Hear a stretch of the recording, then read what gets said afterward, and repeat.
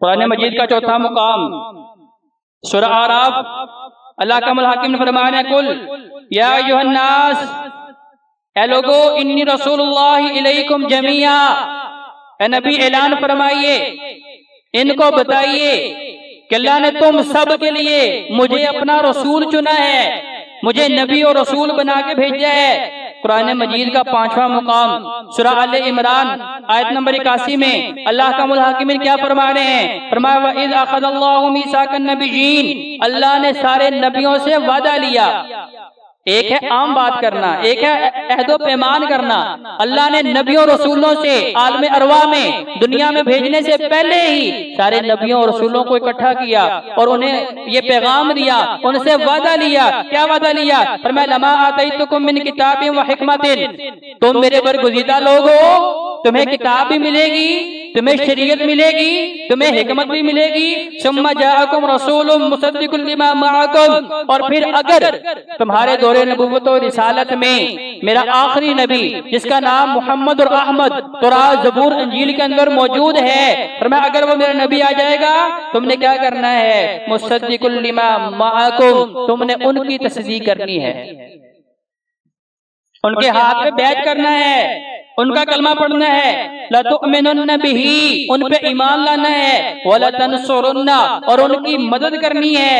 اے نبیوں بتاؤ کیا سبق تمہیں یاد ہوا؟ کیا یہ وعدہ تم پورا کرو گے؟ قَالَ أَقْرَرْتُمْ وَأَخَذْتُمْ عَلَى ذَلِكُمْ إِصْرِي، کہا یہ عہد و پیمان تمہارے ذمے ہے جو میں نے تم سے پوچھنا ہے۔ قَالُوا أَقْرَرْنَا، تمام نبیوں رسولوں نے کہا اللہ ہم تیرے ساتھ وعدہ کرتے ہیں اس سبق کو ہمیشہ یاد رکھیں گے۔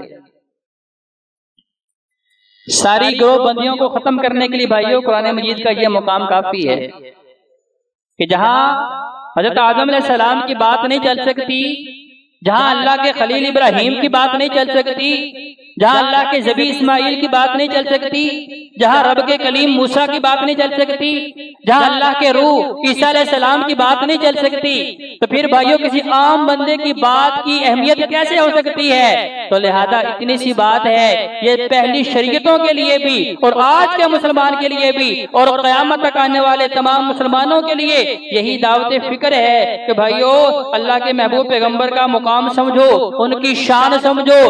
آج ہم نے جو اپنی سوچ کے مطابق جو ہے دین اسلام میں اضافے کری جا رہے ہیں، اللہ کا قرآن پھر اس آیت کریمہ کا اللہ کی بارگاہ میں جواب کیا دیں گے کہ اللہ فرما رہا ہے کہ میں نے تو دین کو مکمل کر دیا ہے۔ اللہ فرما رہا ہے اکمل اور اتم دو لفظ اللہ نے استعمال کیے تھے سورہ مائدہ آیت نمبر 5 میں، الیوم اکملت لکم دینکم واتممت علیکم نعمتی۔ ایک ہی آیت میں اللہ نے دو لفظ استعمال فرمائے، کہا مکمل بھی کر دیا ہے، اتم بھی کر دیا ہے۔ اس کا مطلب یہ ہے کہ میرے بھائیوں میرے پاس، آپ کے پاس، کسی بڑے کسی چھوٹے کے پاس، کسی پڑھے لکھے یا جاہل کے پاس یہ اختیار نہیں ہے کہ وہ مجھے اور آپ کو کوئی کام بتائے اور کہے یہ کام کرنے میں حرج نہیں ہے، اسے کیا جا سکتا ہے۔ اس کا مطلب یہ ہے کہ پھر مجھے عقیدہ ختم نبوت سمجھ نہیں آیا۔ عقیدہ ختم نبوت کا مطلب کیا ہے؟ وخاتم النبیین، اللہ نے مہر لگا دی ہے، اللہ نے بتا دیا ہے کہ اب کوئی صاحب شریعت نہیں ہو سکتا۔ اللہ نے فرما دیا ہے کہ میں نے وحی کا راستہ بند کر دیا ہے، اب میں نے کسی کے اوپر وحی نہیں بھیجنی، اب میرا کوئی نبی اور رسول نہیں آئے گا۔ ہاں اگر کوئی دعویٰ کرتا بھی ہے کہ میں بھی نبی ہوں، میں بھی رسول ہوں، تو محبوب پیغمبر علیہ السلام کا فرمان ہے، فرمایا میرے بعد سے لے کے قیامت تک 30 کذابون، 30 جھوٹے لوگ آئیں گے جو یہ دعویٰ کریں گے کہ ہم بھی اللہ کے نبی ہیں۔ آج ان کے اندر یہ بات شامل ہے کہ جو آقا علیہ السلام کے بعد جنہوں نے لوگوں کو اپنا نبی اور رسول بنایا ہے وہ دوسروں کو کافر کہتے ہیں۔ یہ تکفیر کے فتوے، یہ جہنم کے فتوے انہوں نے لگانے شروع کیے، اور اس کے اندر ہمارے معصوم لوگ بھی، لا علم لوگ بھی شامل ہو گئے۔ بس آپ لوگوں پہ فتوے لگائیں، اللہ کے جو فتوے اللہ کا قرآن لگاتا ہے، محبوب پیغمبر علیہ السلام کا فرمان لگاتا ہے کہ ہم بے نمازی کو تو کافر نہیں کہتے، اللہ کے محبوب پیغمبر کہتے ہیں، فرمایا جس نے نماز جان بوجھ کے چھوڑی فقد کفر، وہ کافر ہے۔ جس نے نماز جان بوجھ کے چھوڑی فقط اشرکا، وہ مشرک ہے۔ یعنی مطلب کیا ہے کہ کلمہ پڑھنے کے بعد بھی اگر میں نماز چھوڑتا ہوں تو میں نے وہ کام کیا جو کافر کر رہے ہیں، اگر کلمہ پڑھنے کے بعد میں نماز چھوڑ رہا ہوں میں وہ کام کر رہا ہوں جو مشرک کر رہے ہیں۔ یہ فتوے محبوب پیغمبر نے لگائے ہیں، وہ تو ہمیں یاد نہیں جو لوگوں نے بتائے کہ ہاتھ یہاں باندھنے والا کافر ہے، ہاتھ یہاں باندھنے والا کافر ہے، رفع الیدین کرنے والا کافر ہے، نہ کرنے والا کافر ہے۔ یہ قرآن میں محبوب پیغمبر کے فرمان میں کہیں پہ یہ موجود نہیں ہے۔ یہ کنہوں نے بتائے ہیں؟ یہ راستہ انہوں نے نکالا جنہوں نے ختم نبوت کے اوپر ڈاکہ ڈالا ہے، جنہوں نے چور راستے نکالے ہیں، انہوں نے یہ تکفیری کام نکالا کہ آپ اپنے علاوہ باقی سب کو کافر کہیں گے، آپ اپنے علاوہ باقی سب کو جہنمی کہیں گے۔ یہی طرز عمل یہودیوں کا بھی تھا، یہی طرز عمل نصارہ عیسائیوں کا بھی تھا۔ تو کہتے تھے کہ اللہ نے ہمیں پاک بنایا ہے، اللہ نے ہمیں جنت کے لیے پیدا کیا ہے، ہمارے علاوہ سارے ناپاک ہیں، ہمارے علاوہ سارے جہنمی ہیں۔ تو بھائیو اس عقیدہ ختم نبوت کو سمجھیں، عقیدہ ختم نبوت کو سمجھنے کے لیے ضروری ہے کہ میری نماز وہ نماز ہو جو محبوب پیغمبر علیہ السلام نے صحابہ کو سکھائی ہے۔ عقیدہ ختم نبوت کو سمجھنے کے لیے ضروری ہے کہ میرا روزہ وہ ہو جو محبوب پیغمبر علیہ السلام نے رکھا اور صحابہ کو طریقہ سکھایا۔ اگر آپ نے ختم نبوت کا مسئلہ سمجھنا ہے تو اس انداز میں سمجھیں جو آقا علیہ السلام نے زکوٰۃ ادا کرنے کا طریقہ سکھایا ہے، جس طرح آقا علیہ السلام نے حج عمرہ بتایا ہے، جس طرح آقا علیہ السلام نے خوشی اور غمی بتائی ہے، جس طرح آقا علیہ السلام نے سفر و حضر بتایا ہے۔ اگر یہ سارے کے سارے کام میں اس طریقے کے مطابق کر رہا ہوں جو اللہ کا قرآن بتا رہا ہے، محبوب پیغمبر کا فرمان بتا رہا ہے، بھائیو پھر اس کا مطلب یہ ہے کہ مجھے مسئلہ عقیدہ ختم نبوت سمجھ آیا ہے۔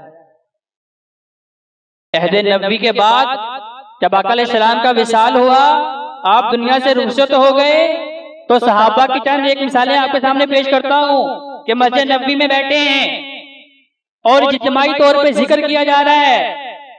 ایک صحابی کہتا ہے یہ پڑھو، 100 مرتبہ فلاں تسبیح پڑھو، سارے پڑھنا شروع کر دیتے ہیں۔ جب وہ مکمل ہوتی ہے کہتے ہیں اب فلاں تسبیح 100 بار پڑھو، وہ مکمل ہوتی ہے، تیسری تسبیح بتاتے ہیں۔ ایک صحابی بھاگتے ہوئے حضرت عبداللہ ابن مسعود رضی اللہ تعالیٰ عنہ کے پاس گئے، جنہیں آقا علیہ السلام نے اس امت کا فقیہ انسان کہا میری امت کا سب سے سیانہ عقل مند آدمی ہے وہ عبداللہ ابن مسعود ہے۔ وہ بھاگتے ہوئے صحابی ان کے پاس گئے، کہا مسجد میں آئے دیکھیں لوگ کیا کر رہے ہیں، کر کیا رہے تھے؟ اللہ کا ذکر کر رہے تھے۔ کہاں کر رہے تھے؟ مسجد میں کر رہے تھے۔ اب بظاہر تو یہ اچھا کام تھا، اللہ کا ذکر ہر وقت کرنا چاہیے، اللہ کے گھر میں ہر وقت اللہ اللہ کرنی چاہیے، لیکن ان صحابی وہ آئے، انہوں نے ڈانٹ پلا دی، کہا اور تمہیں ساتھ کریمہ کا نہیں پتا، ما کان محمد ابا احد من رجالکم ولکن رسول اللہ وخاتم النبیین، تمہیں شاید کا نہیں پتا، الیوم اکملت لکم دینکم واتممت علیکم نعمتی ورضیت لکم الاسلام دینا۔ یہ تم نیا دین کہاں سے لے کے آ گئے ہو؟ جو دین محمد رسول اللہ نے دیا ہے، جو دین اللہ نے اپنے محبوب کو عطا کیا ہے، آقا علیہ السلام نے صحابہ کو سکھایا ہے، وہ دین الگ ہے۔ جو حرکتیں تم کر رہے ہو، جو کام تم کر رہے ہو، وہ نیا دین ہے۔ کہا تم کیا کر رہے ہو؟ کہا اللہ کا ذکر کر رہے ہیں۔ کہا محبوب پیغمبر علیہ السلام نے انفرادی ذکر کرنے کی تلقین کی، اکیلے اکیلے کریں۔ آپ سبحان اللہ پڑھیں، اکیلے پڑھیں۔ آپ نے الحمدللہ پڑھنا ہے، اکیلے پڑھیں۔ اللہ اکبر پڑھنا ہے، اکیلے پڑھیں۔ لا الہ الا اللہ کا ورد کرنا ہے، اکیلے کریں۔ لا حول ولا قوت الا باللہ، جنتی خزانہ پڑھنا ہے، پڑھیں، لیکن اکیلے پڑھیں، لا تعداد پڑھیں، کوئی روک ٹوک نہیں ہے، لیکن وہ طریقہ جو آقا علیہ السلام نے نہ بتایا نہ سکھایا، اگر آپ اس کے اوپر عمل کریں گے یا یہ کہیں گے اسے ماننے میں فرق نہیں پڑتا، حرج نہیں پڑتا، اچھا کام ہے، خیر والا ہے، اس کی ممانت کہاں پہ ہے، اس کا نقصان کدھر ہے، اس کا مطلب یہ ہے کہ پھر عقیدہ ختم نبوت پھر ہمیں سمجھ نہیں آیا۔ عقیدہ ختم نبوت اگر یہودی نہیں مان رہے، عیسائی نہیں مان رہے، تو آج کا مسلمان بھی نہیں مان رہا۔ اسی لیے گروہ بندیاں بڑھتی جا رہی ہیں، فرقہ واریت بڑھتی جا رہی ہے، اسی لیے اختلافات بڑھتے جا رہے ہیں۔ بھائیو ان سب کا حل کیا ہے؟ نبی کریم علیہ السلام نے کہا تھا اے میرے صحابہ، میری بات کو اپنی داڑھوں سے اچھی طرح مضبوطی سے تھام لو، ایک عربی محاورہ تھا جس کا مفہوم تھا اغضوا علیہا بالنواجس، کہ اپنی داڑھوں کے ساتھ اس بات کو پلے باندھ لو۔ کہا کہ میرے بعد تم بڑا اختلاف دیکھو گے، اختلافاً کثیرا، 73 جماعتیں بنیں گی، ہر کہے گا ہم حق پہ ہیں، ہم صحیح ہیں، باقی سارے غلط ہیں، ہم مسلمان اور مومن ہیں، باقی سارے کافر ہیں، ہم جنتی ہیں، باقی سارے جہنمی ہیں۔ فرمایا بہت اختلاف ہوگا، حق کی پہچان مشکل ہو جائے گی، ہر بندہ اپنی اپنی منطق کی بات کرے گا، عقل کی بات کرے گا، فلسفے کی بات کرے گا، اس وقت دین کو سمجھنا مشکل ہوگا۔ صحابہ حیران پریشان ہوئے، کہا یا رسول اللہ پھر بتائیے اس اختلاف کے زمانہ میں ہم حق کو کیسے پہچانیں گے؟ آقا علیہ السلام نے فرمایا دو چیزیں دے کے جا رہا ہوں، جس طرح ترازو کے دو پلڑے ہیں، تیسرا پلڑا کوئی نہیں ہے، فرمایا اسی طرح دو چیزیں دے کے جا رہا ہوں، تیسری چیز دین اسلام میں داخل نہیں ہو سکتی، ایک اللہ کا پیغام ہے، دوسرا محبوب پیغمبر علیہ السلام کا فرمان ہے، آقا علیہ السلام کی سنت ہے۔ تو بھائیو سینے پہ ہاتھ مار کے یہ کہہ دینا کہ میں بہت بڑا عاشق رسول ہوں، میں بہت بڑا محب رسول ہوں، بڑا آسان ہے، لیکن اللہ نے صرف زبانی دعوے نہیں پوچھنے، نہیں سننے، وہاں حشر کے میدان میں انسان نے جو اعمال کرنے ہیں وہ اللہ کی بارگاہ میں بول کے بتائیں گے کہ اللہ ہم فلاں بندے کے اعمال ہیں، اگر وہ اللہ اس کے رسول کے فرمان کے مطابق ہیں تو ذریعہ نجات ہیں، اور اگر اپنی منمانی والے ہیں، خواہشات والے ہیں، اپنے بڑوں کو خوش کرنے والے ہیں، تو اس کا مطلب یہ ہے کہ پھر حشر کے میدان میں کامیابی نہیں ملے گی، نجات نہیں ملے گی، اللہ کی رحمت نہیں ملے گی۔